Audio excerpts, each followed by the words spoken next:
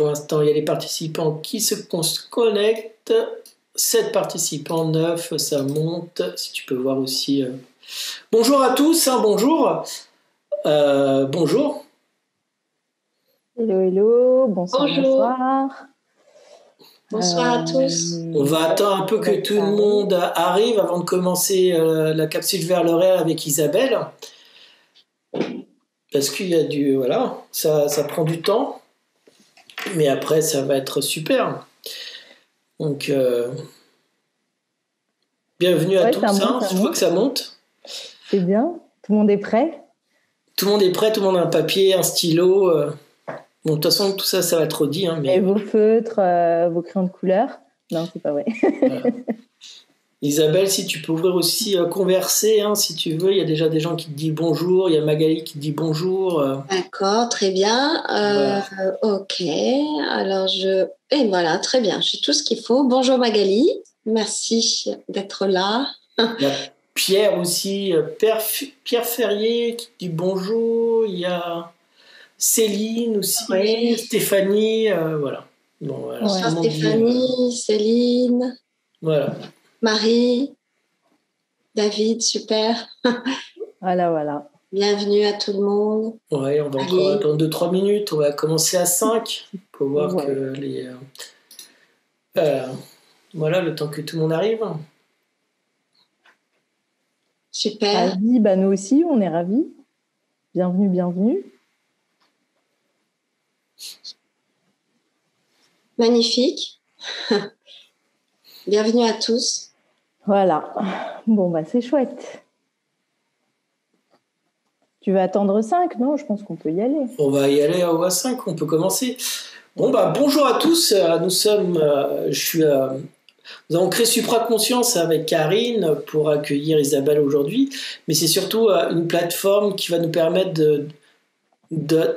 d'ouvrir sur la conscience, d'aller chercher un peu, puiser un peu en nous avec des différents intervenants, parce que je trouve que la conscience, il y a une multitude de consciences, il n'y en a pas qu'une, et puis chacun va apporter quelque chose à une compréhension de notre existence, de nous, comment on fonctionne, etc. Et je trouve que c'est pour ça qu'il y a plein de gens qui parlent de la conscience, avec plein de techniques, plein d'outils différents. Et je trouve que c'est ça la richesse de ce monde, c'est qu'il y a plein de techniques, plein de choses qu'on peut discuter. Et c'est parce qu'on va entendre avec une personne quelque chose dans notre tête ou des choses comme ça va nous résonner en nous et qui va nous prendre une prise de conscience. Donc c'est ça qu'on a voulu créer avec Karine, Supraconscience, c'est pour vraiment démystifier le mot conscience, parce qu'on entend beaucoup de choses du mot conscience, mais bon, c'est pour vraiment, c'est pas mystique, c'est juste pour moi c'est un état d'être, la conscience, donc il n'y a pas de... Donc voilà, donc pour moi la conscience c'est ça, donc c'est ça qui est génial, j'adore ce qu'on me propose, il va y avoir d'autres capsules qui arrivent dans le futur, voilà, donc je vais laisser Karine présenter Isabelle et comment va fonctionner cette capsule vers le réel, immersion vers l'intuition, qui va être vraiment, on va toucher l'intuition, on va toucher un peu à ce que c'est cette intuition. Parce que c'est un mot aussi qui est vaste, qui est grand. Qu'est-ce qu'est l'intuition? C'est une question assez vaste. Est-ce qu'on peut la toucher dans le futur? Est-ce que c'est une intuition qui vient du futur, qui vient du passé, qui vient de partout? Donc, qu'est-ce que c'est que l'intuition? Est-ce que c'est une information qui vient à nous, ou si c'est une identité ou quelque chose de plus haut, plus encore, qui nous souffle à l'oreille? Faut aller là-bas ou faut faire ci, voilà. Donc je vais laisser Karine en parler et de la déroulement et de présenter Isabelle qui nous a fait la joie de participer avec nous dans cette capsule.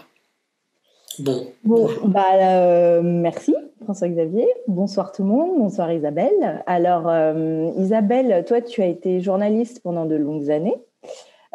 Tu t'es ensuite spécialisée dans le domaine de l'intuition. Tu es auteur d'un premier livre qui s'appelle « Libérer la voix de votre intuition » et tu animes également des stages en ligne et en présentiel. Tu as aussi fondé le blog Histoire d'intuition sur lequel tu partages depuis plusieurs années des articles et des conseils. Et ton second livre sort très très bientôt aux éditions Erol et il s'intitule « Transformer votre vie avec les synchronicités ». Il sort le 1er avril, mais ce n'est pas un poisson d'avril. Oui. Donc, cette capsule immersion intuitive va se dérouler en 2 parties.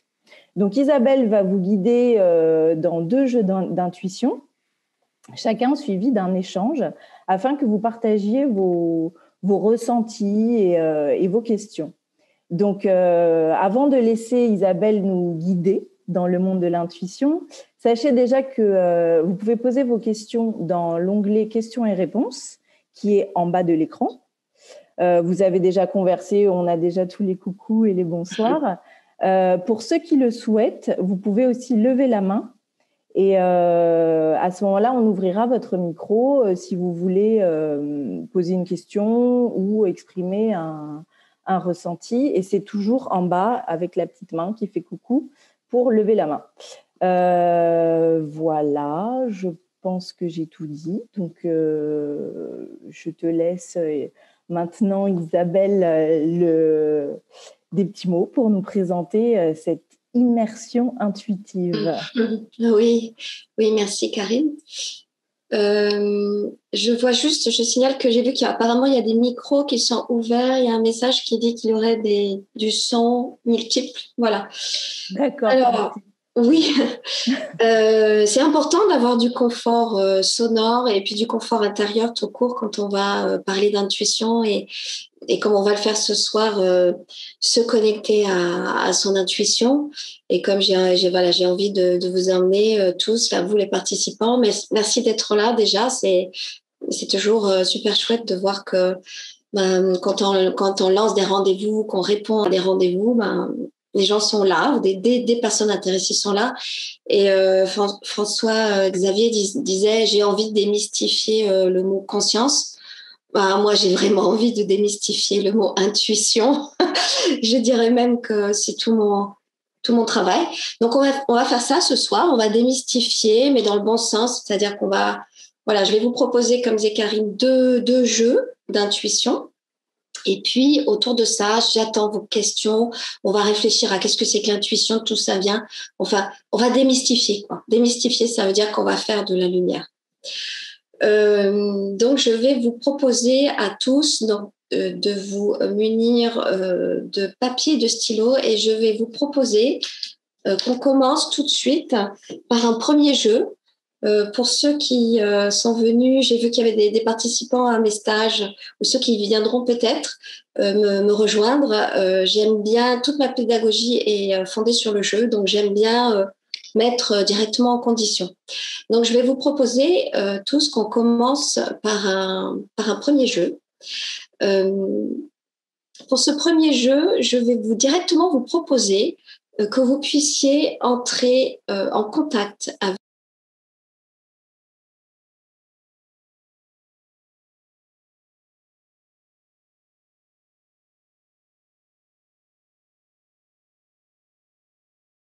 à un sujet qui est important pour vous dans votre vie, donc important pour vous en ce moment. Donc, ça peut être un gros sujet ou un petit sujet de votre vie, enfin, je veux dire un sujet du quotidien ou un grand sujet. Et je vais vous inviter à demander à votre intuition, et je vais vous guider pour cela après, à demander à votre intuition de vous éclairer. Donc là, vous allez pouvoir intérieurement vous formuler la chose. J'aimerais être éclairée sur tel sujet, tel projet, telle relation, telle situation de ma vie. Voilà, donc je vous laisse un petit peu pendant que je parle, je vous laisse trouver votre sujet pour lequel vous aimeriez là que votre intuition se manifeste. On va commencer, je vais vous guider dans ce jeu. Vous allez voir, je vais commencer par un temps de respiration qui va permettre de calmer le mental. Après, je vais vous guider dans un temps d'intériorisation que je vous inviterai à fermer les yeux pour pouvoir rentrer dans l'espace du cœur. Et ensuite, vous aurez l'occasion de pouvoir et questionner directement votre intuition. Et vous pourrez aussi, si vous le souhaitez, noter.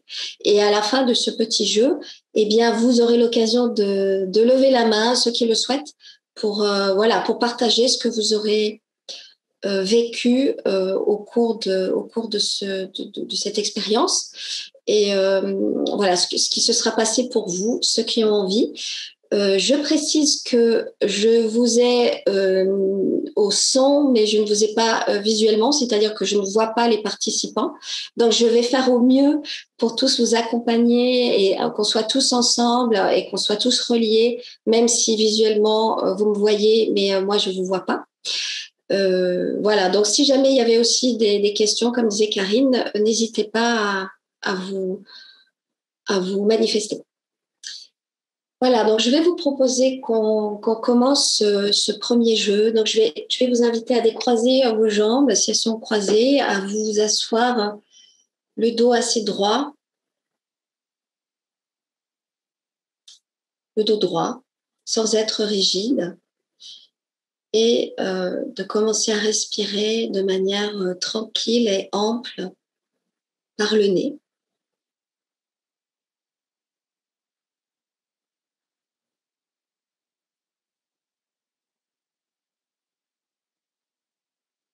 Voilà, vous pouvez laisser la respiration se faire en inspirant amplement et en expirant encore plus amplement.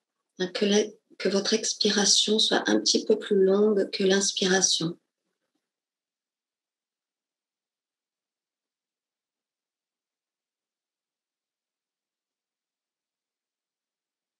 Vous pouvez inspirer sur 4 temps, en comptant 4 jusqu'à 4, puis faire un temps de pause et expirer sur 6 temps et en faisant un temps de pause. Donc ça fait 1, 2, 3, 4. Et on expire 1, 2, 3, 4, 5, 6. Voilà, faites cette respiration, que ça reste confortable, hein, vous ne devez pas être essoufflé.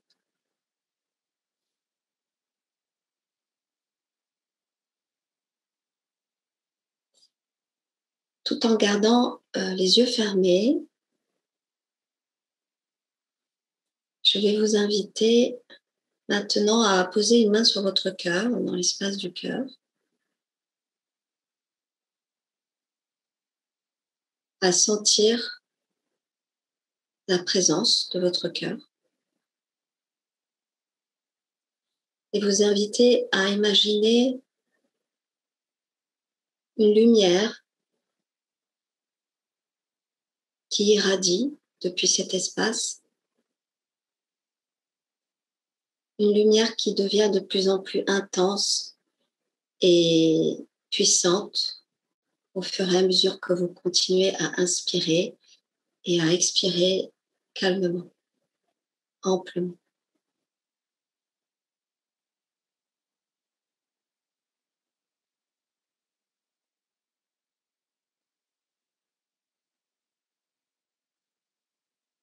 Vous pouvez imaginer cette lumière qui irradie dans l'espace de votre cœur.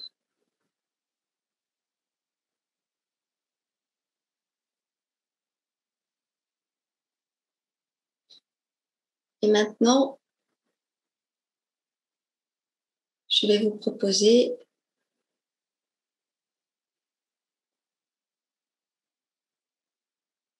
de penser à votre sujet pour lequel vous aimeriez que votre intuition vous éclaire, et tout en restant branché à cet espace du cœur et à cette lumière, de laisser venir spontanément à vous, sans réfléchir, une image.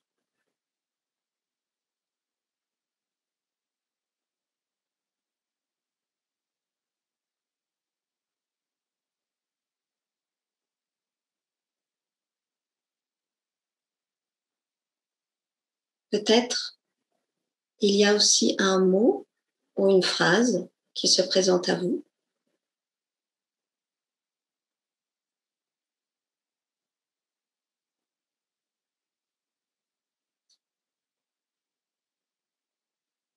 Et peut-être y a-t-il aussi une émotion ou une sensation.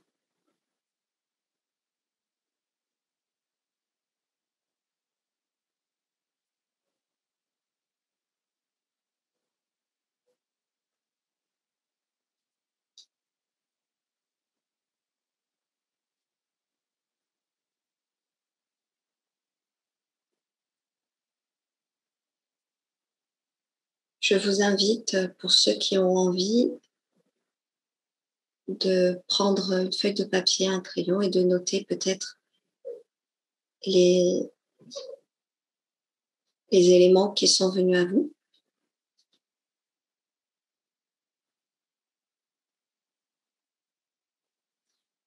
Sans oublier de remercier intérieurement pour ces informations qui sont venues.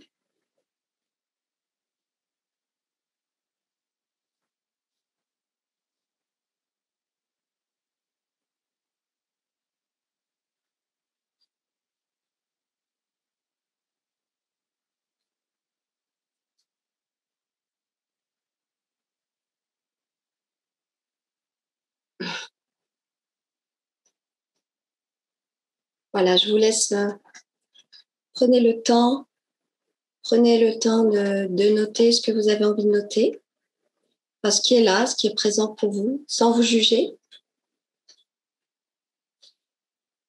Et voilà, si une personne ou quelqu'un a envie de partager ce qui s'est passé pour lui ou pour elle, tout simplement, par exemple, comment vous avez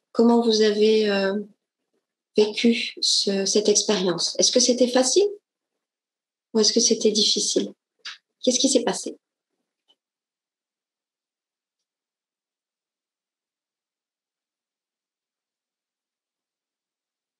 Il y a Jean Petit qui dit aucun ressenti. Aucun ressenti. Ok. Amaya qui dit c'était facile me concernant. Ah, il y a un micro. Bonjour à vous. Vous m'entendez bien? Oui. Bonsoir Stéphanie. Bonsoir à vous. Bonsoir Isabelle. Je vous partage en direct du coup mon ressenti. Alors pour ma part, c'était assez facile. Pourtant, parfois il m'arrive à avoir du mal à rentrer dans ce genre d'exercice. Là, j'ai bien eu une image, en tout cas, qui m'a paru. Je vais garder mes ressentis, on va dire plutôt pour moi, dans mon jardin secret. Mais voilà, il y a des choses en tout cas qui me sont apparues et des sentiments. Alors parfois peut-être un peu contradictoires, il faudrait que j'analyse un peu ça. Et puis quelque chose d'autre qui est apparu, c'est-à-dire que je me suis rendu compte aussi que physiquement, par rapport à la question que je posais, je caressais aussi mon cœur. Voilà, donc comme pour le dorloter, le chouchouter. Donc voilà, il y a aussi cette partie qui est arrivée. Okay. Voilà. Après, voilà, je pense que c'est quelque chose qu'il faut analyser par la suite, j'imagine. Je pense qu'il ne faut pas arrêter là l'exercice. Merci déjà Stéphanie de ton partage. Oui, alors effectivement là, en fait, il faut laisser tout ce qui est venu, soit c'est évident, et à ce moment-là, il n'y a pas besoin de faire beaucoup de moulinets, mais parfois, c'est pas évident. Et donc, il faut aussi se donner le temps de comprendre comment l'intuition nous parle.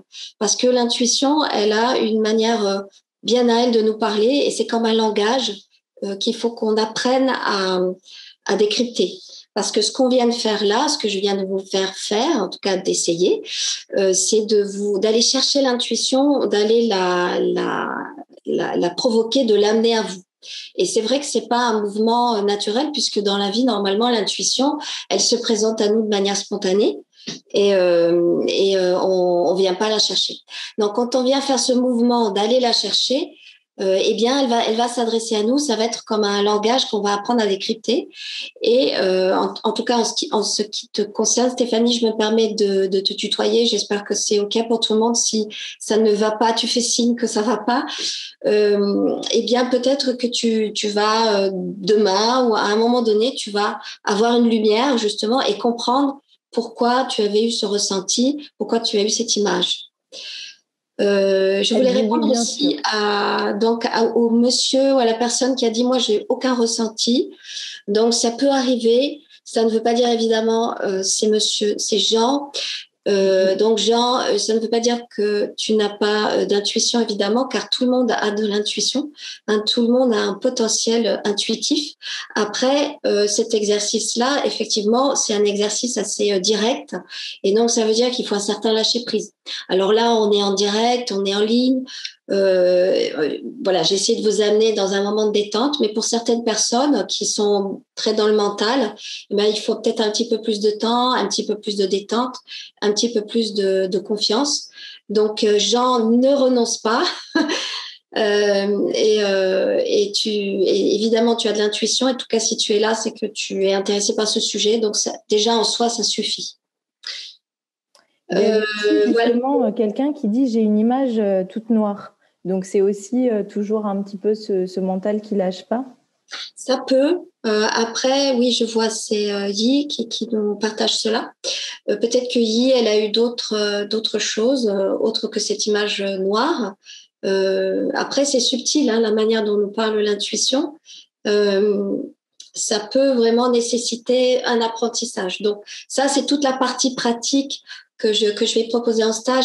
Là, l'idée, c'était de proposer aux participants de pouvoir voir aussi quand même que c'est facile. Hein, là, je vois, il y a plusieurs personnes qui disent oui. Qui disent que c'était facile. Enfin, ils partagent plusieurs choses. Hein.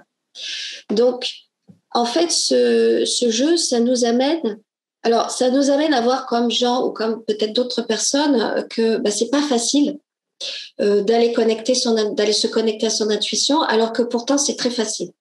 Hein, il suffit entre guillemets de lâcher prise et de laisser venir ce qui est là et de laisser en quelque sorte des images, des émotions, des choses émerger de son inconscient, ou en tout cas d'une partie profonde qui est en soi. Et cette chose qui est si facile, en même temps, elle est très compliquée. Et c'est vrai que certaines personnes ont beaucoup d'intuition naturellement, mais d'autres ont vraiment besoin de retrouver le lien à ça. Moi, ça me donne envie de rappeler ce qu'est l'intuition. Parce que dans la grande entreprise de démystifier l'intuition, oui. Mon travail et mon travail de communication consiste à rappeler ce que c'est. Et ce que c'est l'intuition, en fait, c'est intéressant de regarder la définition d'un dictionnaire. Et la définition nous parle d'une forme de connaissance qui surgit de manière immédiate, une forme de connaissance de la vérité, et qui ne passe pas par le raisonnement. Et donc, ce qui est important de comprendre, c'est que l'intuition, c'est une capacité universelle, c'est-à-dire que tout le monde possède cette capacité, qu'on soit un enfant, un adulte, quelqu'un de plus ou moins artiste ou plus ou moins rationnel ou scientifique. Tout le monde possède de l'intuition, c'est une capacité universelle et c'est une capacité qui nous permet de capter de l'information de manière, moi je dis de manière non conventionnelle, c'est-à-dire comme le dit la définition du dictionnaire, c'est-à-dire on ne va pas passer par la raison, on ne va pas réfléchir, et on va passer par un autre canal. Et ce canal, c'est un canal donc non mentalisé et un canal qui va être intérieur. Hein, puisque l'intuition, l'étymologie du mot intuition, c'est intueor, et ça veut dire regard porté attentivement à l'intérieur de soi. Donc, ça veut dire que c'est de l'information qu'on va capter, on est tous capables de le faire, et on va le capter en étant à l'intérieur de nous. Merci, c'est beau comme... Il y en a aussi qui disent beaucoup, par exemple, pour ce petit exercice, ils ont des palpitations, ils ont eu beaucoup de choses comme ça, de ressensations aussi, pas trop d'images, mais de plutôt de sensations dans le corps, en fait. Comme tu dis, en fait, c'est regard à l'intérieur à soi aussi. Donc, il y en a qui vont être peut-être plus mentales, peut-être, ou plutôt aussi sensations physiques. Tout à fait. Ça interroge sur comment l'intuition se manifeste à nous. Et l'intuition va se manifester à nous par justement nos sens, mais qui sont comme intériorisés. C'est-à-dire en temps normal, pour capter de l'information, je vais utiliser mes yeux, je vais utiliser mes oreilles, le sens du toucher. Et c'est des choses que je vais voir à l'extérieur de moi. Or, l'intuition va aller solliciter ces sens, mais qui sont comme intériorisés. Donc, c'est un peu plus compliqué, on va dire, c'est un peu plus subtil à capter. Et parmi ces sens, il y a le sens kinesthésique, en fait, qui est le sens du toucher et du ressenti. Donc, il y a beaucoup de personnes, et tous d'ailleurs, où on va ressentir l'intuition par le corps. Et moi, je dis souvent que tout le corps est une antenne intuitive. Hein, on peut vraiment utiliser tout son corps et s'entraîner même pour pouvoir capter, avoir des informations à partir des sensations corporelles. Donc, les gens qui ont ressenti des sensations corporelles, c'est intéressant d'essayer qu'ils se questionnent après coup. Est-ce que cette sensation, elle était plus ou moins agréable? Là, apparemment, il y avait une personne qui a eu le cœur qui battait. Est-ce que c'était plutôt un cœur qui battait d'excitation positive ou un cœur qui battait de stress? Hein, il peut y avoir des différences. Donc, l'intuition, c'est vraiment c'est un mode de communication qui est un mode de communication non classique, on va dire. Donc, on va comme entendre, par exemple, intérieurement, hein, c'est mon petit doigt m'a dit, on va comme si on entendait quelque chose ou des mots. Hein, c'est pour ça que j'ai invité les gens à, s'il y avait un mot qui surgissait, une phrase, hein, il y a des personnes qui entendent vraiment ou qui voient même des mots.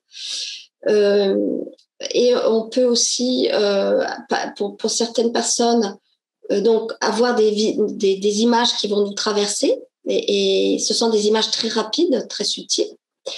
Voilà. Puis après, il y a encore même des fois des gens qui ont des sensations d'odeur intériorisées. Enfin, c'est assez complexe. C'est assez passionnant d'ailleurs de voir comment l'intuition nous parle. Oui, tout à fait. Il y a une question d'Amaya qui dit: Isabelle, comment expliques-tu un changement au niveau de l'intuition? Une personne qui était très intuitive et qui non pas perd cette capacité, mais qui a la sensation qu'elle a fortement diminué. Ouais, c'est quelque chose qu'on m'a souvent rapporté, ça. Je dirais que l'intuition, c'est pas un long fleuve tranquille et c'est pas un chemin tout tracé loin, loin de là. Par exemple, il faut accepter d'être humble avec l'intuition. C'est-à-dire qu'il faut accepter que parfois l'intuition va nous parler, parfois elle va pas nous parler, parfois elle va être à nos côtés et parfois on a l'impression qu'elle est pas là. Mais on va considérer que tout fait sens. C'est-à-dire que si cette personne à un moment donné a l'impression qu'elle est plus connectée à son intuition, c'est qu'il y a certainement une fonction derrière ça. Peut-être que ça va l'amener à lire des livres, à participer à des stages, à s'intéresser à quelque chose, à se développer ou voilà, à faire un travail sur elle et qui va lui permettre de reconnecter son intuition d'une autre manière, d'une manière plus profonde. Moi, ce qui me vient, j'ai envie de parler de mon histoire. Comment ça s'est passé, comment j'ai décidé de passer de journaliste où j'avais une carrière plutôt tranquille, avec un métier facile, on va dire, et bien vu et facile à dire en société, à ce que je fais aujourd'hui, qui est beaucoup moins simple à expliquer et beaucoup moins passe-partout, je dirais. Donc, j'ai eu un jour une intuition fulgurante. Hein, j'ai vraiment eu mon eureka d'Archimède à moi. J'ai vraiment eu une fulgurance dans la tête avec un message que j'ai comme entendu intérieurement qui me disait: ton prochain livre va être sur l'intuition.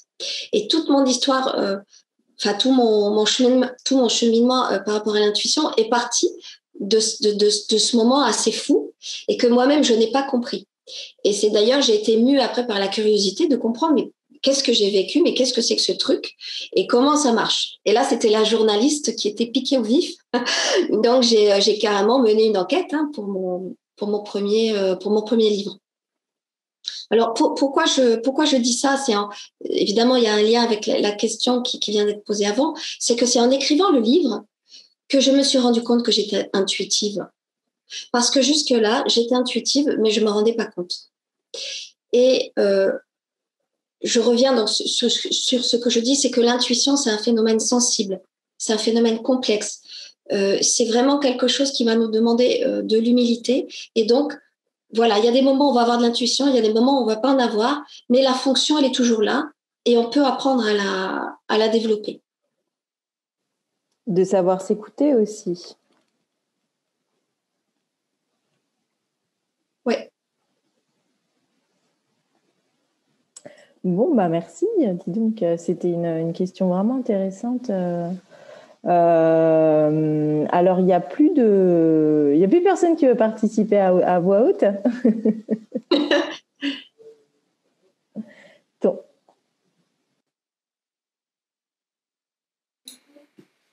Tu vois, Isabelle, tu parles beaucoup.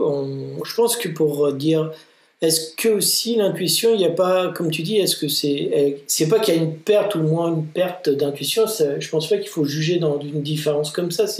Est-ce que d'après toi, c'est pas plutôt, il y a des moments, comme tu dis, il faut peut-être plus lire des livres, mais on n'a pas perdu notre intuition. On ne va pas la perdre, au contraire, elle va grandir peut-être par la suite. C'est peut-être juste un temps de passage où il faut qu'elle a un ressens à l'intérieur de soi pour pouvoir accéder à d'autres possibilités qui s'offrent à soi après. Tout à fait. De toute façon, l'intuition, elle est là. C'est une capacité qu'on a tous.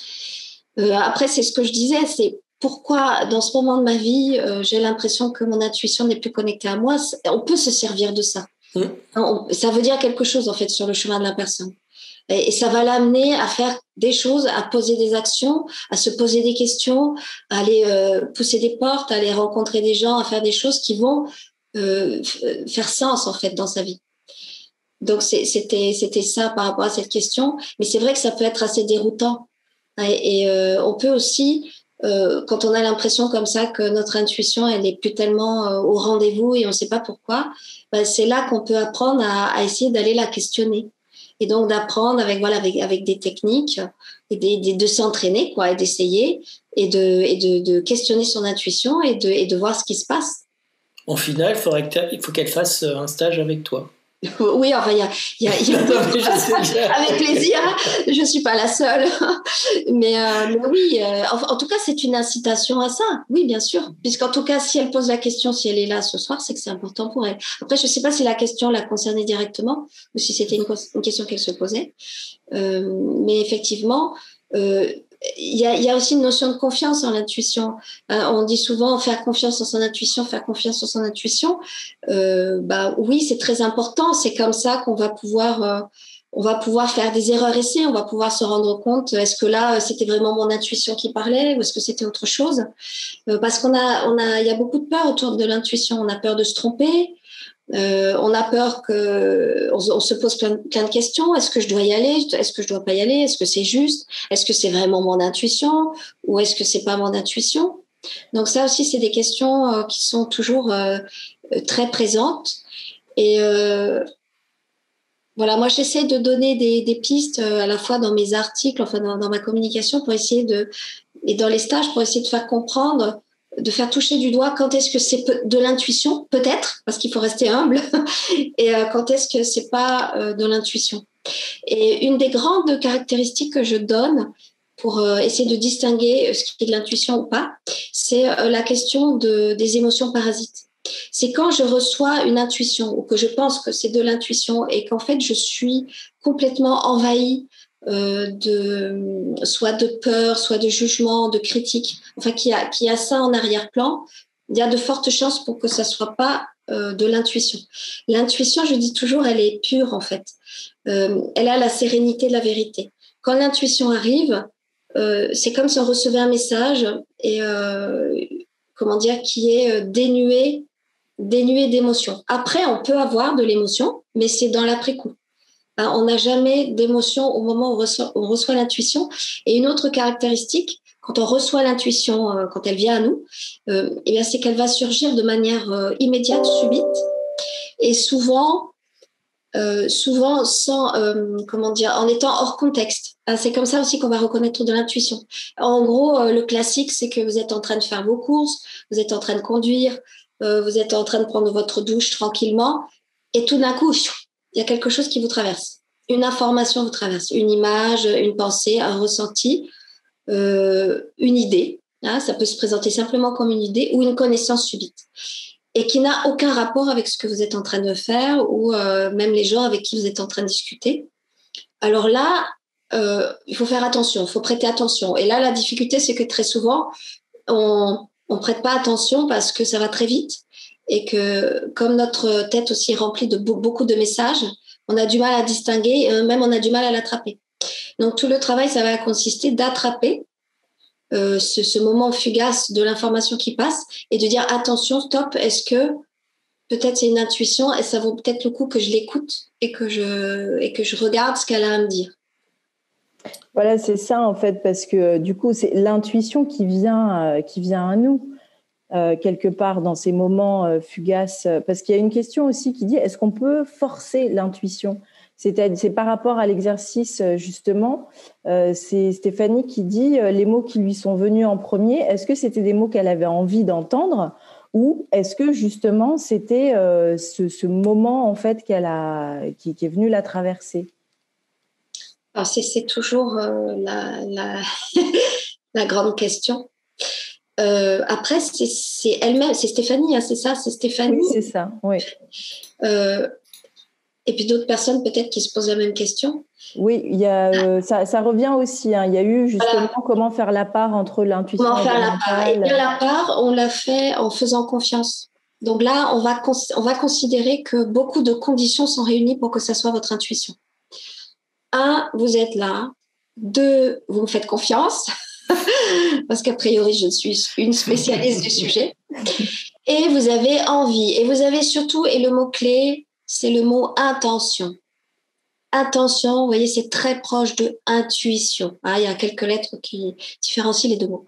Et donc, parce que vous avez posé l'intention, parce que vous êtes là, et parce que vous faites le jeu, eh bien, on peut imaginer qu'au moment où ces mots sont arrivés, eh bien, c'était une partie inconsciente de vous, en tout cas une partie intuitive qui a parlé.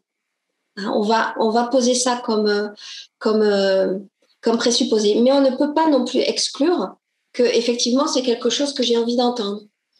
C'est pour ça que le travail sur l'intuition, c'est vraiment un travail de haute couture, c'est très fin. Ça demande aussi d'être honnête avec soi et de travailler, de s'entraîner. Moi, personnellement, ça fait depuis 2013 que je travaille sur le sujet.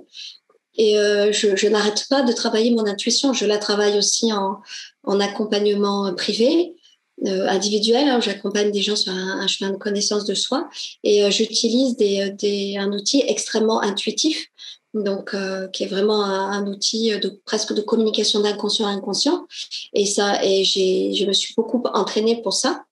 Et ça demande vraiment un gros lâcher-prise.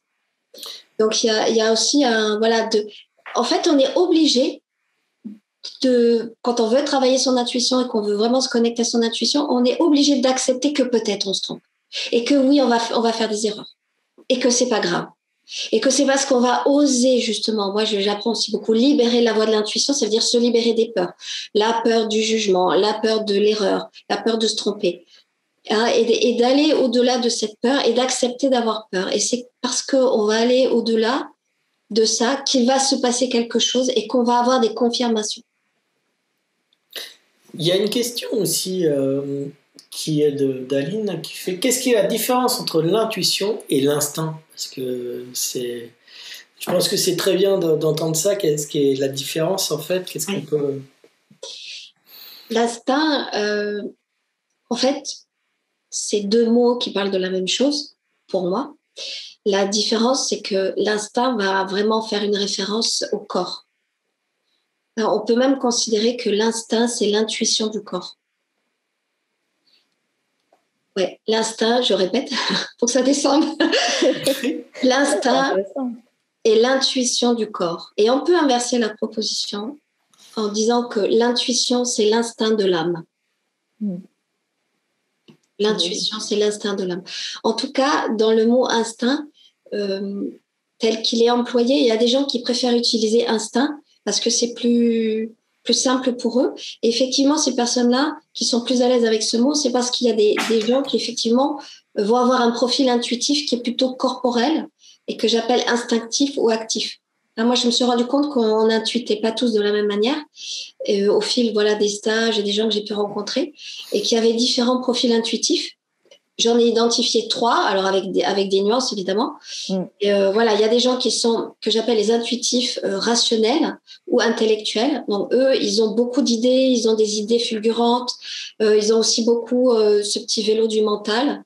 Donc ils vont vraiment être dans cette conscience-là, dans ces flashs lumineux. Ensuite, il y a ce que j'appelle les intuitifs ou intuitifs émotionnels. Donc ce sont des gens qui sont hypersensibles, et qui vont être traversés par énormément de ressentis, énormément d'informations, d'intuitions. Donc, leur difficulté, c'est pas de discerner, de savoir si c'est leur mental qui leur joue des idées ou si c'est bien l'intuition. Eux, la difficulté de ce profil-là, c'est cette hypersensibilité et c'est de savoir discerner ce qui vient de moi et ce qui vient de l'autre. Hein, donc, c'est un profil très, très intuitif qui n'est pas toujours confortable parce qu'il y a aussi un travail de discernement, mais qui n'est pas le même que le premier profil. Et puis, il y a le troisième profil qui est, donc, moi, j'ai appelé les intuitifs actifs. Donc, eux, ils ont des intuitions, ils ne se posent pas de questions, hein, ils ont une intuition pas fifon. Donc, par exemple, on voit ça beaucoup chez les gens qui sont des entrepreneurs ou qui lancent des projets, des commerçants, des managers, des chefs d'entreprise. Et si on leur pose des questions sur l'intuition, ils ne comprennent pas parce que pour eux, c'est évident, quoi. Hein, ils ont une intuition, ils font. Et donc, eux, presque, ils auraient besoin de prendre un petit peu de recul hein, parce qu'ils peuvent avoir tendance à faire beaucoup, beaucoup de choses et avoir aussi besoin de discerner, mais en prenant un petit temps de recul pour ne pas être tout le temps plongé dans l'action. Il y a une question, justement, tu parlais de d'âme, en fait, l'intuition qui est l'instinct de l'âme. Existe-t-il un lien entre l'intuition et ce que l'univers pourrait nous offrir ? Dans le sens que je crois de moins en moins au hasard et de plus en plus aux synchronicités. D'accord. Alors là, c'est le sujet plus de la synchronicité, bon, qui est totalement en lien avec le sujet de l'intuition, bien que une intuition, c'est pas une synchronicité, au sens strict du terme, hein, et vice-versa. Mais les deux sujets sont intimement liés. Donc, qu'est-ce que c'est que la synchronicité ? Puisque la question est posée, donc on va y répondre. Qu'est-ce que c'est que la synchronicité ? Eh bien, moi, je dis que ce sont ces hasards, vous savez, avec des guillemets. C'est un hasard. En fait, ce sont des événements dont on sent que ce sont des hasards, mais qui n'en sont pas. Hein. Nous, on sent à l'intérieur que cet événement, cette chose, cette coïncidence n'est pas là par hasard et que ça a un sens. Et là, pour le coup, c'est notre intuition qui va nous dire ça. Alors, le mot synchronicité, c'est Jung, en fait, Carl Gustav Jung, hein, qui l'a créé. Donc, qui était ce psychanalyste contemporain et rival de Freud, hein, qui est très connu plutôt outre-Atlantique, dans les pays anglo-saxons plutôt qu'en France. Mais c'est vraiment quelqu'un qui a créé la psychologie des profondeurs, à qui on doit des thèmes majeurs comme l'inconscient collectif et la notion d'archétype. Et donc, c'est lui qui a créé ce mot. Et comment il l'a créé ? Parce qu'il a observé que chez ses patients lui rapportaient des coïncidences absolument étonnantes et que ces coïncidences faisaient sens. Et donc, petit à petit, il a commencé à étudier ce phénomène et il s'est rendu compte que ces synchronicités avaient un sens et qu'elles étaient là. Donc, on ne sait pas d'où ça vient exactement, mais en tout cas que ces synchronicités étaient là pour guider les personnes et qu'elles permettaient d'ouvrir un chemin pour les personnes pour qu'elles puissent cheminer vers elles-mêmes et se développer, en fait, hein, et accéder à ce que Jung il appelait le soi, c'est-à-dire l'être authentique et profond. Et le grand exemple de synchronicité de Jung, c'est la synchronicité du scarabée. Oui. Voilà, donc certains la connaissent, d'autres pas. Donc pour ceux qui la connaissent pas, je vais la raconter. C'est Jung, donc un jour, il était en consultation avec une de ses patientes et elle était en train de lui raconter un rêve dans lequel il y avait un scarabée d'or. Hein. On lui offrait un bijou en forme de scarabée d'or. Et Jung est en train de lui commenter la symbolique du scarabée en lui disant mais le scarabée, c'est un symbole de transformation, notamment dans la mythologie égyptienne. Et à ce moment-là, il entend un petit bruit qui tape contre la vitre de son bureau. Et il regarde et en fait, il se rend compte que c'est un scarabée qui vient de taper à la vitre. Alors, une cétoine dorée, en fait, qui est l'équivalent des scarabées. Voilà. Et donc, il ouvre la fenêtre et la cétoine dorée vient se poser sur sa main. Et Jung lui montre l'insecte à la patiente et il lui dit « Tenez, le voilà, votre scarabée ». Et la patiente vit un état... elle est sidérée. elle est complètement scotchée, sidérée. Et Jung raconte que ce moment a été crucial dans son travail thérapeutique et qu'il y a eu un avant et un après cette synchronicité parce que cette patiente était très rationnelle. Et il n'arrivait pas à la débrider en quelque sorte. En tout cas, elle avait du mal, en tout cas dans son processus, à s'abandonner à l'irrationnel. Et donc, à partir de cette coïncidence donc, qui a fait sens, hein, qui faisait sens, eh bien, cette patiente a pu vraiment accéder à un travail beaucoup plus profond. Voilà, donc ça c'est l'exemple qu'on donne. Et d'ailleurs, le scarabée et les cétoines dorées sont devenus l'emblème un peu de la synchronicité. Oui. Bon, merci, ça répond bien. Alors après, il y a des questions aussi. Il y a l'instinct qui revient, l'intuition. Il y a une question qui est quand même, je trouve, assez intéressante. Est-ce que les hauts potentiels seraient-ils plus intuitifs d'une manière plus naturelle? Est-ce que justement les hauts potentiels rentrent tu vois, parmi tes catégories, dans les intuitifs intellectuels, dans les intuitifs intuitifs peut-être aussi?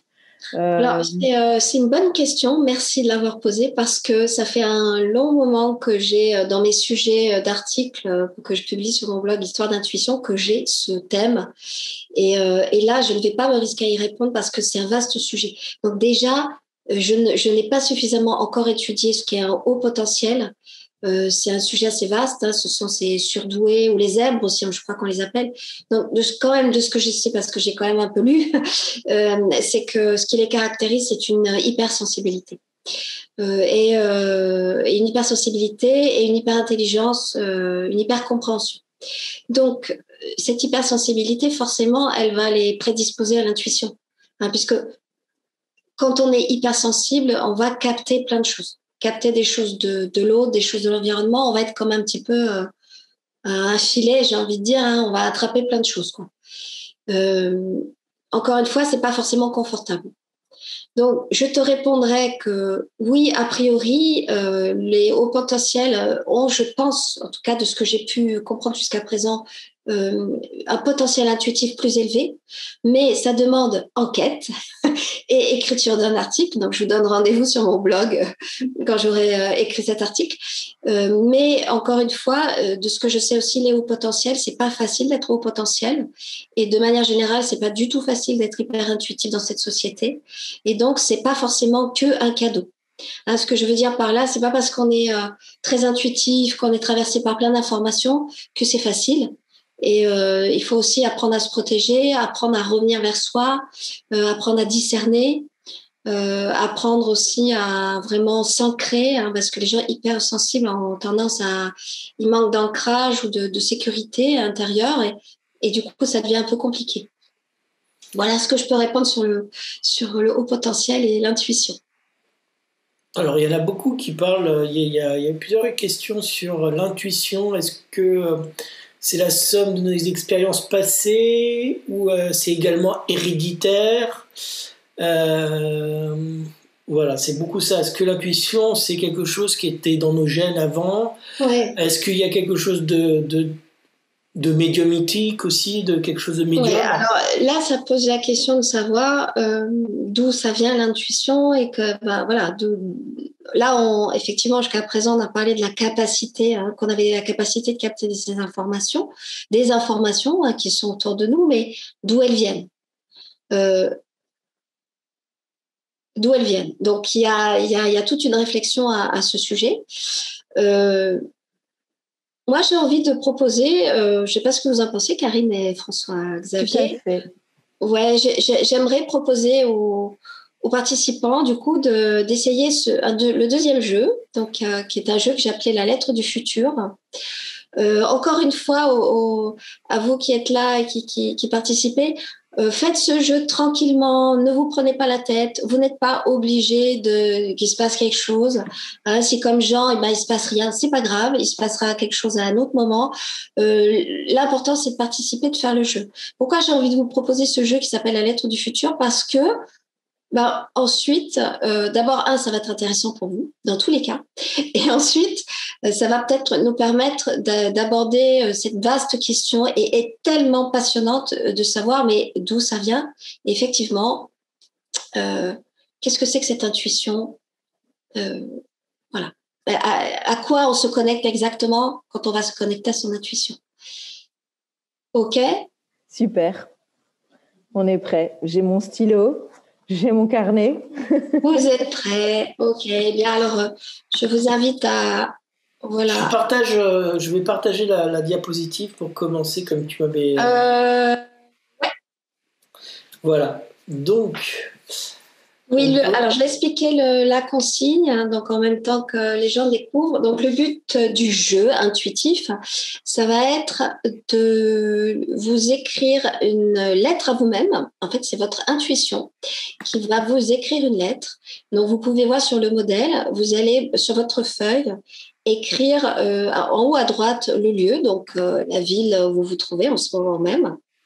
Dessous, je vais vous inviter à écrire le 16 février 2024, hein, c'est-à-dire que nous sommes dans 2 ans.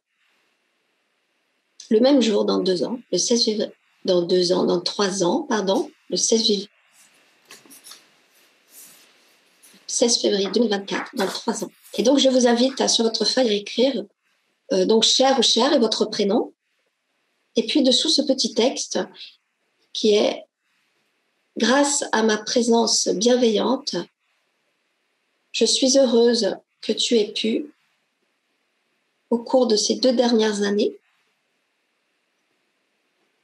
grâce à ma présence bienveillante, je suis heureuse que tu aies pu, au cours de ces 2 dernières années, 2 points, réaliser, et puis vous laissez un blanc, et vous mettez un autre tiré, comprendre, et vous laissez un blanc sous comprendre, et libérer. Et vous laissez un blanc, réaliser, comprendre, libérer. S'il y a autre chose qui vous vient quand on va lancer le jeu, eh bien, lâchez-vous, écrivez ce que vous voulez. Ça, c'est ce que je vous propose. Mais évidemment, soyez libre de faire ce qui vous vient. Et donc, c'est signé ton intuition. Voilà, donc je vais vous inviter simplement, avant de répondre et d'écrire, prenez un temps, c'est important quand on travaille son intuition d'avoir un moment d'intériorité. Donc, simplement fermez les yeux, respirez tranquillement, amplement comme tout à l'heure. Avec un temps d'inspire de 4 temps, un temps de pause et un temps d'expire plus long sur 5-6 temps, avec un temps de pause. Voilà, prenez le temps de sentir l'air qui entre dans votre nez, dans vos poumons et qui en sort. Accompagnez l'expiration le plus longtemps que vous pouvez.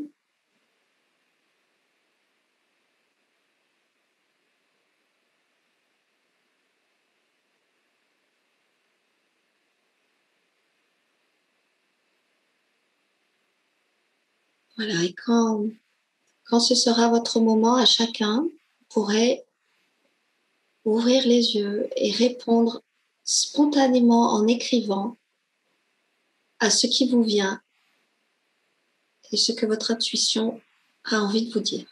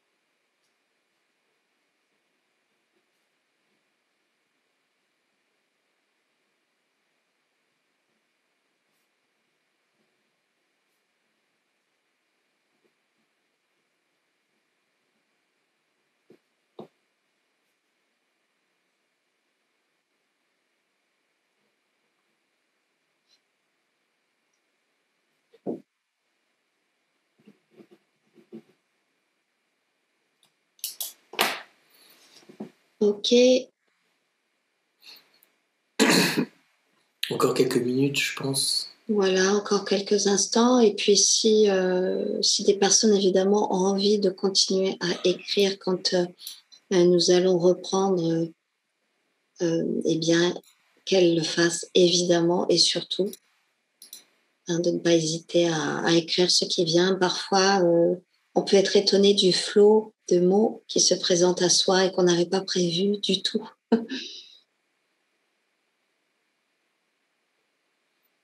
Je pense qu'on peut aussi arrêter le partage de la feuille pour te retrouver toi, Isabelle. Hop, voilà.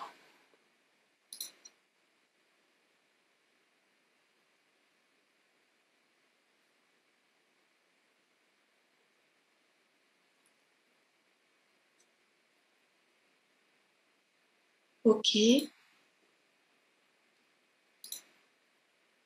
Alors, je ne vous vois pas, mais voilà, en tout cas, on va reprendre. Mais encore une fois, ceux qui ont envie peut-être de continuer à écrire, allez-y. Voilà, de la même manière, si une personne a envie de nous partager, tout simplement de savoir, est-ce que ça a été facile? Moi, je vais partager mon expérience pour l'instant, parce Oui. qu'il n'y a pas de main levée ni de... Alors, c'était très marrant ce qui s'est passé, parce qu'au début, c'était un peu de blanc, j'étais là, j'ai relu la phrase plus une fois, et je me suis un peu lâché. J'ai lâché, puis j'ai pris mon stylo et j'ai écrit. Moi, je suis quelqu'un qui écrit pas beaucoup, donc j'écris quelques phrases et ça m'a suffi, ça a venu, mais instinctivement, quoi, en fait, intuitant, tant que c'est descendu. Après, il y a eu on va dire, une petite voix dans ma tête qui est apparue. Mais c'est ton mental qui écrit ça ou c'est ton intuition? Alors là, moi, je dis souvent, tais-toi, ça suffit, laisse-moi écrire, et voilà. Mais c'était ça, mais... On devient un peu schizo, hein, quand il faut ça. On travaille son intuition. Allez, on peut le dire, on a le droit. Il est 20h58, c'est OK. Oui, bien sûr, on devient un peu... Parce que on va apprendre à s'observer. Hein, c'est le travail sur l'intuition, c'est apprendre à s'observer, un peu comme on le ferait en méditation. C'est presque une forme d'automéditation. Donc, on va se rendre compte, effectivement, que le mental, parce que le mental, lui, il n'a pas du tout... le mauvais mental, hein, parce que le mental, attention, on en a besoin, c'est lui qui nous permet de créer des projets, d'organiser des choses, d'être incarné et de prendre notre place dans le monde. Mais le mauvais mental, c'est celui, vous savez, qui va envoyer des jugements, des critiques, qui va censé nous dire non, mais là, tu peux pas. Non, mais là, c'est dangereux. Non, mais là, en fait, c'est n'importe quoi, ton truc. Non, mais arrête tout de suite. Non, mais tu vois bien que tu te tapes un gros délire. Pardonnez-moi, je deviens un peu familière, mais franchement, moi, la voix de mon intuition, elle me parlait comme ça au début. Hein. Elle me disait, mais tu es folle, en fait. Et donc, c'est intéressant d'observer ça. Et effectivement, moi, je fais un peu la même chose que toi, hein, François Xavier, mais de moins en moins parce que la voix de mon mental m'embête de moins en moins. Mais pendant un moment, effectivement, je lui disais, mais ça suffit. Laisse-moi faire, je fais mon truc. Je sais que tu es là, je sais que tu veilles, mais moi, j'ai juste envie que tu t'occupes de tes affaires et je vais faire ce qui est là et c'est tout. Donc, merci pour ton partage parce que effectivement, au début où on va travailler son intuition, on va être obligé de faire ce travail en permanence, en fait, presque d'être schizo, c'est-à-dire de se dédoubler et de mettre à distance le mental. Mais est-ce que ce que tu as écrit fait sens? Est-ce que tu crois que ça, en tout cas, que ça fait sens ou que tu sens que tu es rentré dans un espace où il y a quelque chose qui s'est écrit qui fait sens pour toi? Oui, tout à fait, oui. C'est juste pour moi, ce que j'ai écrit, c'est une projection de ce qui va se passer, quoi. Et ça se fait sens, c'est juste un accomplissement de certains points, mais c'est fort possible. Voilà. Alors, pour ceux qui sont très, très joueurs, eh bien, vous pouvez, la feuille sur laquelle vous avez écrit les mots, vous la confier à un ami à une personne proche et vous lui demandez de vous envoyer cette lettre, donc datée au 16 février 2024, et qu'il vous l'envoie. Et vous avez largement le temps d'oublier. Prenez quelqu'un de confiance. Et si vous recevez cette lettre le 16 février 2024, il se peut que ça vous étonne beaucoup. En tout cas, ça peut se faire et c'est très amusant. Moi, je le conseille fortement. J'aime beaucoup parce que c'est toujours très agréable d'un coup de recevoir une lettre 3 ans après. Ouais. Et déjà, on va être surpris. Et puis, je pense que ça peut être un moment de partage à l'intérieur de soi très fort. Oui. Voilà. Oui, tout à fait. Surtout après, en fonction aussi de ce qu'on a écrit sur le moment, de ce qu'on souhaite. Parce qu'en fait, c'est ça. C'est particulier comme exercice parce que finalement, c'est notre soi du futur qui nous écrit, sachant qu'on est présent. Donc, c'est aussi peut-être une projection qu'on fait si on n'est pas vraiment dans l'intuition ou même si on l'est. Enfin, c'est particulier. Ça vient. Oui, c'est particulier et encore une fois, ça demande de lâcher prise. Alors, le lâcher prise, c'est le mot de l'intuition, c'est la qualité de l'intuition. Comme d'ailleurs la qualité de la synchronicité. Hein. Quand on va aller travailler la synchronicité, comme on va travailler l'intuition, c'est pareil, on va devoir lâcher prise. Donc, on va devoir accepter d'écrire. On ne sait pas au début, on ne sait pas. Est-ce que c'est mon intuition? Est-ce que c'est mon mental? Est-ce que je prends mes rêves, mes désirs pour des réalités? Et on est obligé de passer par là. Et c'est parce qu'on va passer par là qu'à un moment donné, on va pouvoir toucher un espace plus profond. Mais certaines personnes, et alors, je ne sais pas s'il y a des personnes qui ont envie de partager tout en gardant l'intimité de ce qu'elles ont écrit, bien sûr, comme tout à l'heure Stéphanie qu'on avait entendu. Mais on sent quand même à un moment donné quand on lâche. Hein, quand on écrit et qu'on avait... En fait, on sent quand on écrit quelque chose qu'on n'avait pas prévu d'écrire. Oui. Auquel on n'avait jamais pensé. Et là, on s'étonne soi-même, donc du coup, on peut redevenir double. Il y a une partie qui dit, mais qu'est-ce que tu es en train d'écrire? Mais d'où ça sort? Et voilà, moi, je fais faire aussi ce jeu. Et puis moi aussi, je le fais beaucoup dans ma pratique, dans ma propre pratique intuitive. Et à force de pratiquer, on apprend à lâcher prise avec ce jugement et l'envie, absolument qu'on a envie aussi de mettre ça dans une case, en fait. Hein? Alors, il y a Stéphanie qui va changer. Et après, il y a des questions qui sont intéressantes. Là, il y a une question que je veux laisser aussi. Quelqu'un qui dit « C'est quand même très compliqué, la lettre, car je pense que j'ai du mal à faire la différence entre l'intuition et mon souhait profond. » Oui. Oui, c'est ça, c'est la question de est-ce que je prends mes désirs pour des réalités ou est-ce que c'est... Oui. Et c'est toujours la même chose, c'est que le mental, il veut que ça soit dans une case. Lui, il veut savoir. Est-ce que c'est noir? Est-ce que c'est blanc? Est-ce que c'est gris? Oui, quelle tonalité de gris? Et donc, bah oui, mais c'est ça. Et donc, du coup, il y a vraiment un abandon. En fait, on s'en fiche de savoir qu'est-ce qui parle à cet endroit. Ce qui est important, c'est le processus, c'est le fait que tous là, ceux qui ont fait le jeu là, qui se sont lancés, c'est bravo déjà pour l'avoir fait, parce qu'en plus les conditions c'est un peu précaire. Ouais. Moi je vous vois pas, vous nous voyez, vous m'entendez. En plus il y a des gens qui n'entendent pas forcément tout le monde. Donc bravo déjà pour l'avoir fait, pour avoir osé. Et le simple fait d'oser et de poser l'intention de faire ça et de vous connecter à votre intuition, ça fait déjà le job. En tout cas, moi, je considère que le job, déjà, ce soir, il est fait. Après, c'est intéressant pour cette personne qui témoigne de pouvoir observer le doute, en fait, permanent. Le doute, c'est l'ennemi numéro 1 de l'intuition.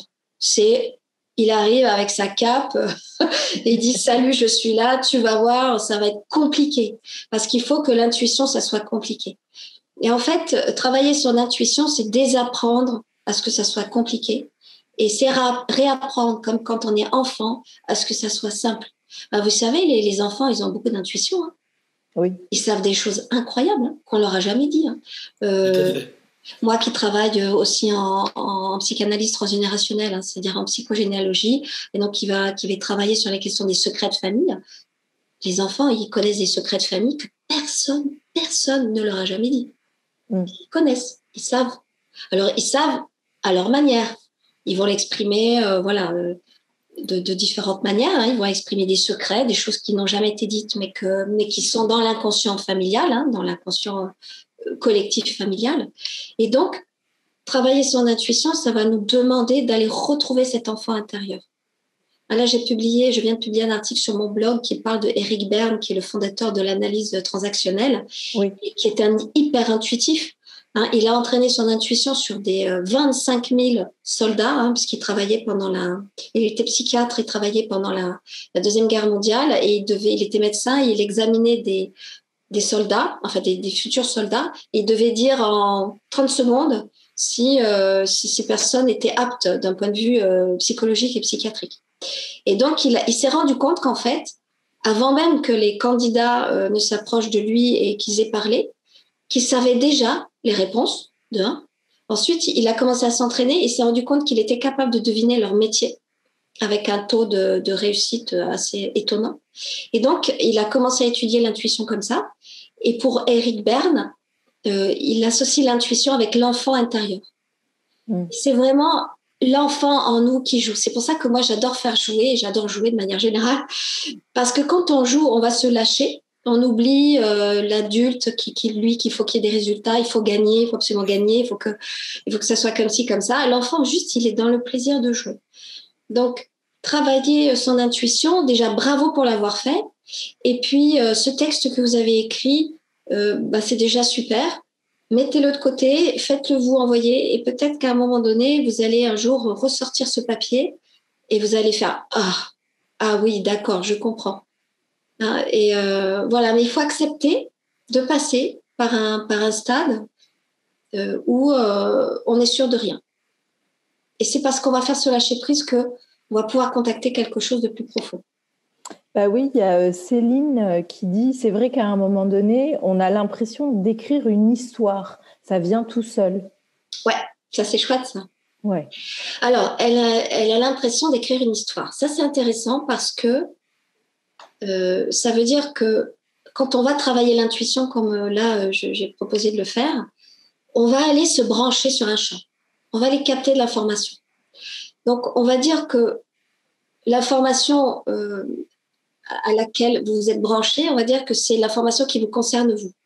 Mais pour certaines personnes très intuitives, on ne sait pas sur quel champ elles vont aller se brancher. Peut-être que cette personne qui vient de témoigner, elle s'est branchée sur un champ qui n'est pas son propre champ, mais un champ qui est dans l'intérieur de l'inconscient collectif, et qu'elle a attrapé en quelque sorte une histoire qui n'est pas la sienne, mais qui est peut-être une histoire d'un proche ou de quelqu'un d'autre. Et un jour, elle se rendra compte peut-être que ce qu'elle a écrit, en fait, cette histoire qu'elle a écrite a un sens, mais qui n'était peut-être pas le sens initial qu'elle avait, auquel elle avait pensé. Et donc, ça renvoie à cette question de d'où ça vient, à l'intuition. On y arrive à la grande question. Oui. Alors, moi, j'ai vraiment étudié la question. Ça a été vraiment passionnant pour moi. Et j'ai essayé de simplifier au maximum parce que c'est un sujet super complexe et vaste. Mais en simplifiant, il y a 3 grandes sources d'intuition. La première, c'est l'intuition, ça vient du cerveau. Hein, ça vient entre autres de certains neurones qu'on a, qui sont des neurones miroirs, et qui nous permettent de décrypter, par exemple, le langage de l'autre, hein, le langage corporel, hein, qui nous permettent de deviner ce que l'autre pense, enfin, ce qu'il ressent, sans qu'il l'ait dit. C'est ce que les neuroscientifiques ils appellent l'intelligence de l'inconscient. Donc, c'est lié à l'expérience.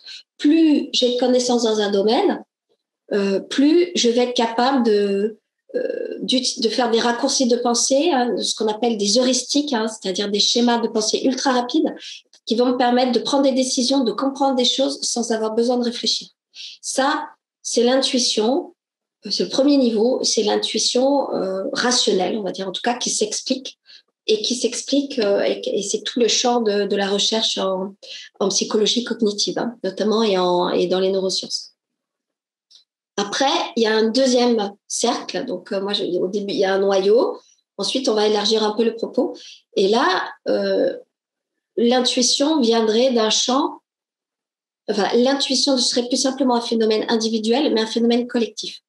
C'est-à-dire que nous pourrions être capables, à travers la capacité d'intuition, d'aller capter des informations qui se trouveraient dans un grand champ collectif.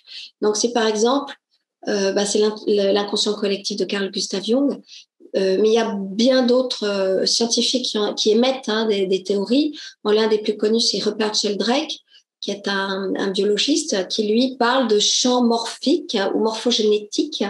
Et donc, il serait des champs d'information hors temps, hors espace, et qui contiennent toutes les informations de tout, surtout. Il y a aussi la notion de champ akashique dans un registre plus spirituel.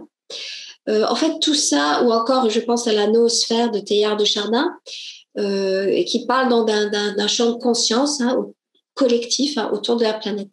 Donc, là, on est dans le registre d'une intuition qui est un peu plus, comment dire, mystérieuse, un peu plus ésotérique, mais qui est, enfin, ésotérique dans le sens peu connu, et qui est étudiée notamment en parapsychologie. On va essayer de comprendre certaines capacités d'intuition, par exemple la capacité de télépathie, de communication d'inconscient à inconscient. Donc ça va faire partie de ce champ de recherche, de cette intuition, de ce champ collectif, de l'intuition comme des informations qu'on pourrait aller capter en dehors de nous. Et puis ensuite, donc c'est aussi le champ de la physique quantique, c'est-à-dire que dans le domaine de la physique quantique, d'infiniment petit, la notion de temps et d'espace tel qu'on le connaît, ça n'existe pas. Donc, on pourrait être capable, ce sont des suppositions, d'aller capter des informations du futur, du passé ou à distance. Et puis le troisième champ de d'où ça vient l'intuition, c'est tout le champ spirituel, le métaphysique. L'intuition, c'est la voix de Dieu, pour simplifier. Alors, quel que soit ce qu'on met derrière Dieu, une religion, pas une religion, on peut appeler ça l'univers, l'énergie, l'amour, enfin, peu importe. Et donc, qui serait comme une grande intelligence qui nous transcende, en fait, qui nous dépasse. Et l'intuition pourrait être la capacité d'aller se connecter ou de recevoir des informations d'un champ d'intelligence beaucoup plus vaste que nous. Il y a quelqu'un qui parle, il me dit, au cours de cet exercice, il y a Mathieu qui au cours de cet exercice, j'ai bien senti que le dernier point, je ne l'aurais jamais écrit en réfléchissant, une révélation en quelque sorte. Par contre, je me dis déjà que 3 ans pour y arriver, c'est très long. C'est un peu décourageant. Alors, on va rassurer Mathieu. Ce qu'on vient de faire, c'est un jeu un peu fou quand même. On vient un peu d'essayer de fendre l'espace-temps, de s'imaginer dans le futur. Donc, ce qu'on peut dire, c'est que peut-être qu'il y a quelque chose qui s'est déjà modifié, puisque je pense à Philippe Guillemot qui a écrit La Route du Temps, qui est un physicien, qui c'est passionnant ce qu'il explique sur les synchronicités notamment, que voilà, quand on va commencer à rentrer dans cet espace-là, est-ce que Mathieu est allé capter quelque chose du futur, mais est-ce que ce futur est déjà modifiable puisqu'il l'a capté? Donc peut-être que Mathieu, en ayant capté ce futur, tu l'as déjà anticipé, pardon, et que par ton intention, eh bien peut-être que ça va se manifester plus tôt. Ça, c'est le phénomène de rétrocausalité dont parle Philippe Guillemot. Et donc, oui, et du coup, d'avoir cette c'est même pas peut-être une capacité, mais si on se connecte à quelque chose de plus vaste, donc on se connecte forcément à quelque chose qui est hors temps, et donc peut-être à partir de là, c'est modulable. Là, on rentre dans un champ très compliqué. En tout cas, dans un champ où là aussi, il faut du lâcher prise. C'est-à-dire, j'ai un petit chat dans la gorge, excusez-moi. J'ai 2 chats avec moi, mais là, j'en ai un dans la gorge. Moi, je crois que là aussi, il faut savoir être humble.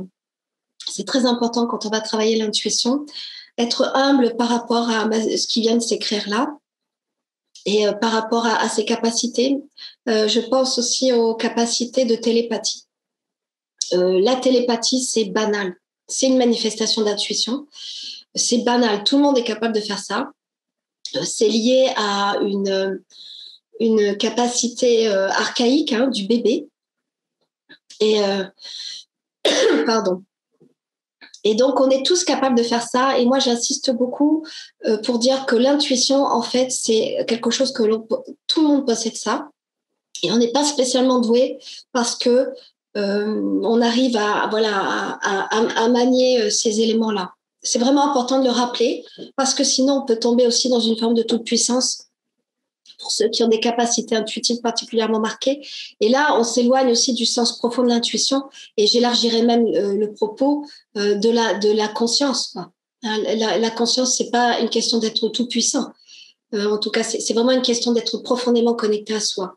Donc, il y a vraiment toujours un travail de humilité. Et vous savez, l'humilité, ça vient de humus, hein, c'est la terre. Donc, il y a vraiment toujours ce retour à la terre, ce retour au fait qu'on est là, ici, maintenant, incarné. Et voilà ce que ça m'inspire. Je vais boire un petit peu.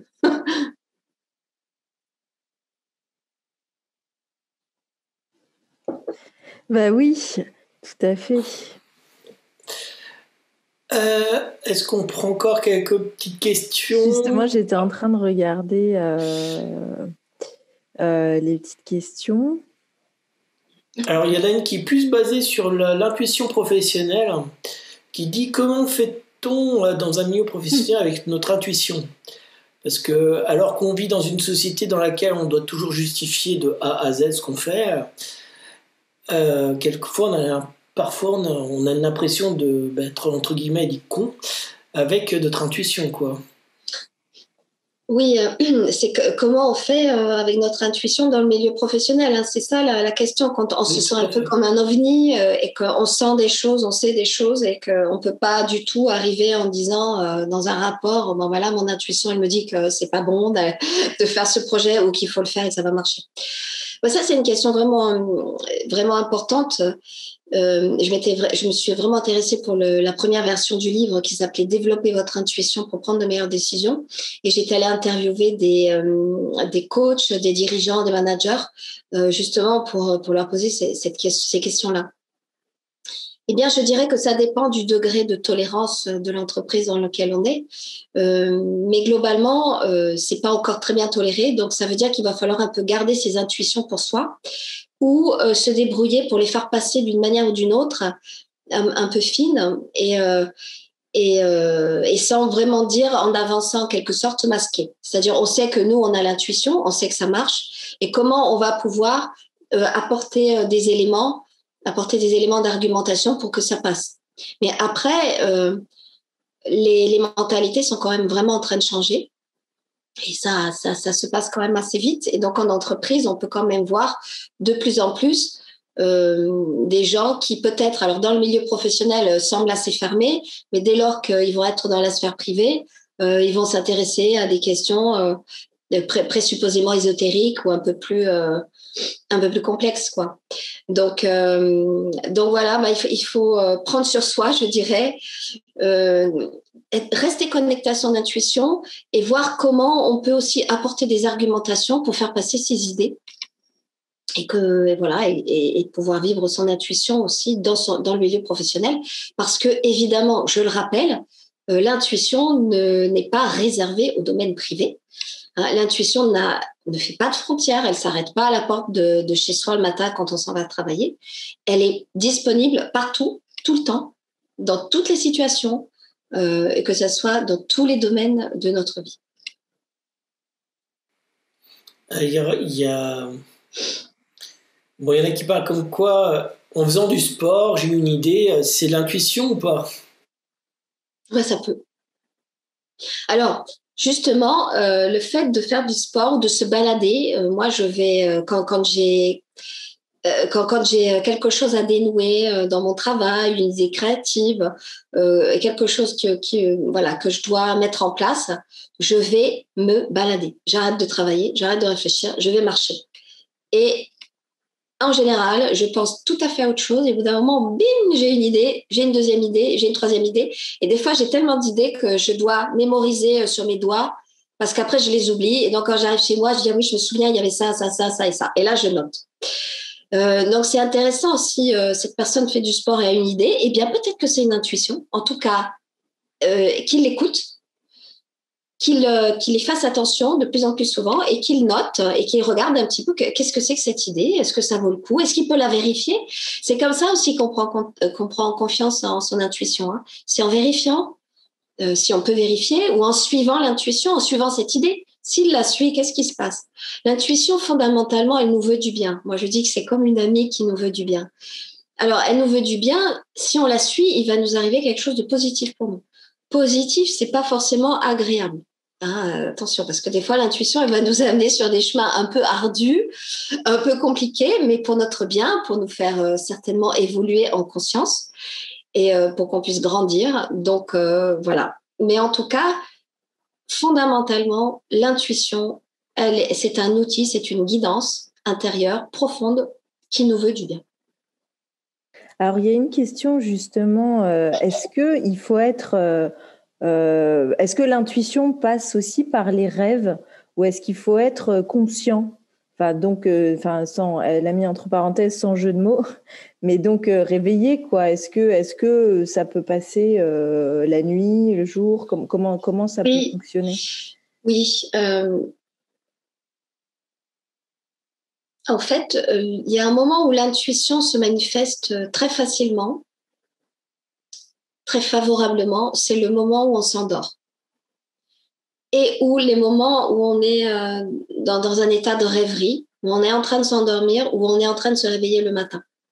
Et là, on est dans un état, en quelque sorte, de semi-conscience modifiée.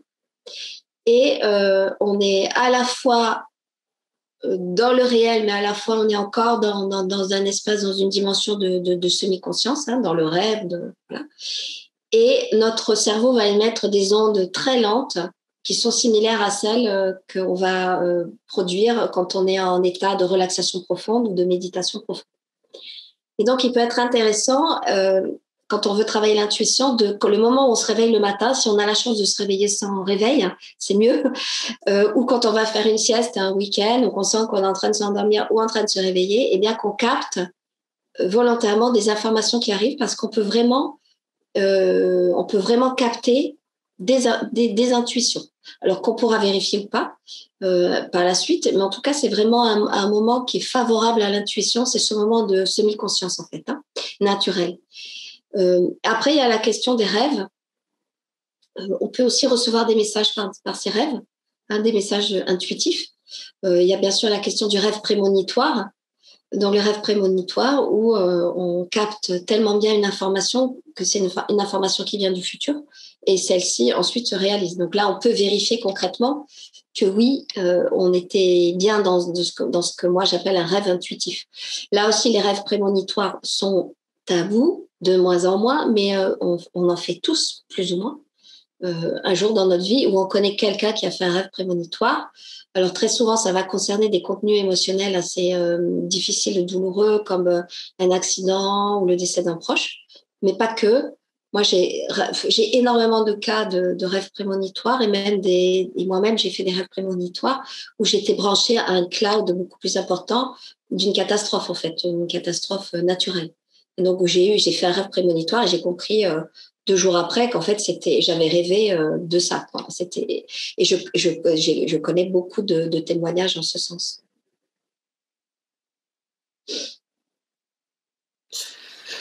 Ok, on peut continuer. Il y a encore plein de questions qui arrivent. Faut voir le temps aussi. Il y en a qui posent, est-ce que l'intuition est un rapport avec l'eau? Un lien avec l'eau et l'intuition, parce que dès qu'elle se lave les mains ou dès elle prend sa douche et là l'intuition est arrivée. Oui, c'est intéressant. C'est intéressant comme question. On peut avoir un élément qui va favoriser l'intuition. Et effectivement, l'eau peut être un élément intuitif. Alors, si on regarde dans la symbolique, je pense à certaines symboliques en astrologie notamment, où on a des signes d'eau, et les signes d'eau comme le cancer, le poisson et le scorpion, qui est un signe d'eau, ça va être des signes intuitifs. Donc, dans le registre symbolique de l'astrologie, l'eau est naturellement associée à l'intuition. Alors ça, c'est intéressant à observer parce que moi, je suis aussi très branchée sur l'élément eau et je me suis aussi rendu compte que nager dans l'eau, être en rapport avec l'eau était très favorable à mon intuition. Donc j'invite cette personne, effectivement, c'est une bonne remarque qu'elle a faite, et de mettre encore plus de conscience hein, dans son contact avec l'eau, les moments où elle va pouvoir investir ça avec encore plus de présence. Mais pour d'autres personnes, ça peut être le feu, par exemple, parce qu'il y a aussi une manière intuitive d'intuiter avec de manière feu. Hein, c'est un pas peu de cheminée. D'ailleurs, chaque élément peut être associé de manière d'intuiter. Donc, pour certaines personnes, ils vont aimer le feu. Ils vont sentir la chaleur, le feu, donc le soleil, ils vont se sentir vraiment en accord avec eux-mêmes. Ils vont rechercher ça et que ça va leur permettre de vraiment de se brancher à leur élément profond. Et puis, pour d'autres personnes, ça va être l'élément terre. Ils vont se sentir vraiment connectés à leur intuition quand ils vont aller marcher, quand ils vont jardiner, quand ils vont bricoler, quand ils vont être au contact de la matière. Et que paradoxalement, au contact de la matière, ils vont pouvoir entrer en contact avec leur intuition.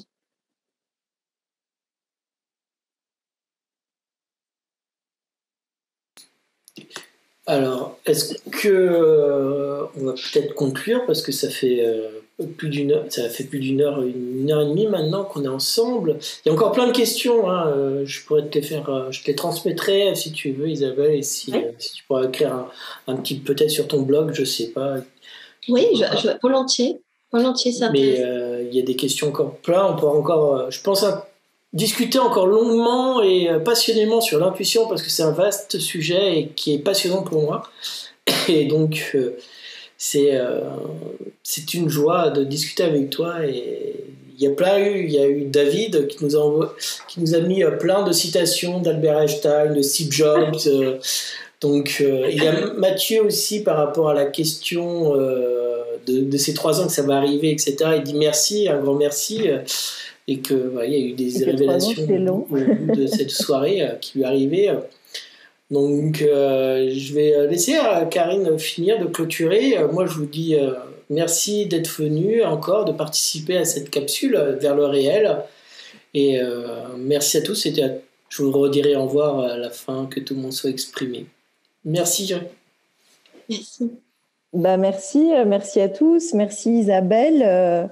Peut-être que tu veux tu as peut-être un petit mot de la fin pour clôturer cette belle capsule, parce que nous on est ravis, hein, et comme disait François-Xavier, on pourrait rester là des heures et des heures. Et d'ailleurs, les internautes aussi, hein, les spectateurs, ils sont il y a encore ils sont très intéressés. C'est un sujet qui est vraiment passionnant. Moi je suis très touchée, là je vois les messages. Donc Magali, merci Magali, merci Jean aussi, Laurence, Martine, Sylvie, voilà. Donc merci vraiment à tous. C'est toujours encourageant de voir que c'est un sujet qui intéresse, que je vous ai emmené, on vous a emmené ce soir à faire un peu des expériences un peu, on y allait directement. Donc bravo à vous d'avoir joué le jeu. Encore une fois, si vous avez l'impression que vous n'avez pas vraiment réussi le truc, ne vous découragez pas. Vous êtes là, vous l'avez fait. Donc c'est ça qui est important, c'est cette intention, c'est cette envie. Et soyez sûr que la vie va vous envoyer des choses, des événements, des situations pour vous permettre de mieux, encore plus et mieux connecter votre intuition.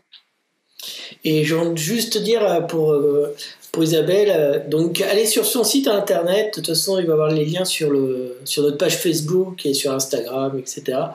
Parce qu'il a des masterclass, des week-ends entiers sur l'intuition, avec plein de jeux super passionnants. Donc je vous invite à vraiment aller voir. Et puis son livre, là, il y a des gens qui sont hâte de le lire déjà. Donc ça va être passionnant. Il y a encore plein de choses à discuter. Et nous, Supraconscience, pour clôturer un peu Supraconscience, il y aura une autre capsule bientôt qui est le 4 mars, qui va être plutôt basée sur l'entreprise, sur la verticalité et l'horizontalité de l'entreprise, comment fonctionne, sur un nouveau principe et une nouvelle vision de l'entreprise qui est très intéressant aussi avec Gilles Serpry. Et puis après, il y a aussi notre table ronde qui arrive là au mois de mars qui va être finance et entreprise, qui va parler beaucoup de l'entreprise. Comment mettons-nous un peu de conscience dans l'entreprise? Et puis après, il y a la science et spiritualité aussi qui va avec, qui est aussi 3 sujets, 2 choses super intéressantes. Et voilà. Ben, je vous remercie à tous d'être venus. Il y a Pays Basque qui te dit bonjour du Pays Basque. Voilà, passionnant. Donc voilà. Belle fin de soirée à vous tous et merci encore. Merci beaucoup. Merci. Au revoir. Au revoir. Au revoir.